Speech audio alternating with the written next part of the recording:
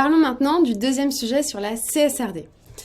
Donc la CSRD, vous le savez, c'est un reporting extra-financier sur le reporting des entreprises. On a d'ailleurs publié beaucoup de vidéos sur le sujet si ça vous intéresse.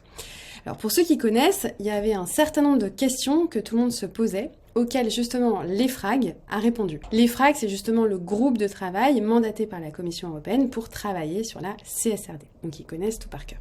On a donc, c'est un document où il y a un certain nombre de questions. On en a sélectionné 4 qui nous paraissent importantes parce qu'elles correspondent à des questions que vous nous posez souvent. Première question, doit-on reporter sur tous les sujets ?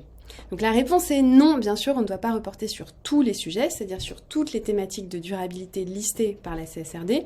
On ne doit reporter que sur celles qui sont matérielles. Et ça veut dire qu'en fait, il n'y a pas de nombre minimal de sujets sur lequel reporter.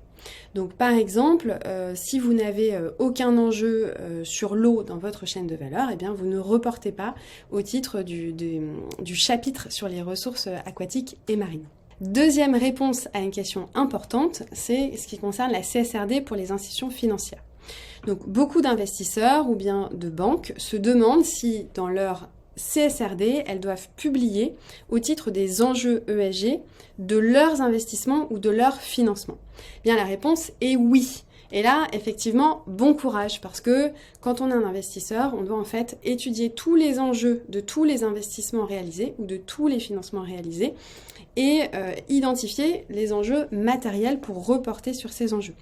Donc par exemple, si vous êtes une société de gestion, une banque ou un assureur avec des investissements et que vous investissez dans des sociétés qui sont très polluantes, eh bien vous allez devoir reporter sur le chapitre au titre de la pollution. Troisième question à laquelle l'EFRAG répond, troisième question très intéressante, c'est comment faire quand on n'a pas l'information sur un indicateur qui est demandé par la CSRD. Eh bien, on doit estimer l'indicateur. C'est-à-dire que quand vous n'arrivez pas à collecter de l'information auprès de parties prenantes sur un sujet qui est identifié comme matériel, comme par exemple des litres d'eau consommés, des polluants rejetés, etc.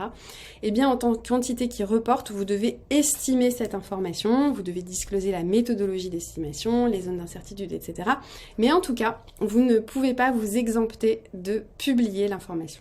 Quatrième question intéressante sur les seuils de matérialité.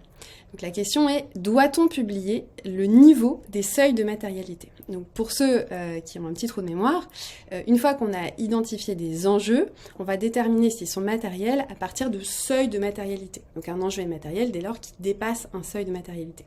Ces seuils de matérialité sont fixés par chaque entité qui reporte et les seuils doivent être publiés dans la CSRD.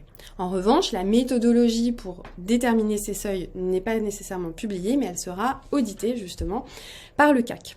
Voilà, donc il faut être sérieux en gros sur les seuils de matérialité. Voilà pour les 4 questions qu'on a trouvées les plus intéressantes au titre des informations générales dans la CSRD. On pourra naturellement creuser certains aspects si vous êtes vous-même en train de travailler sur la CSRD via les calls mensuels de la veille Moonshot.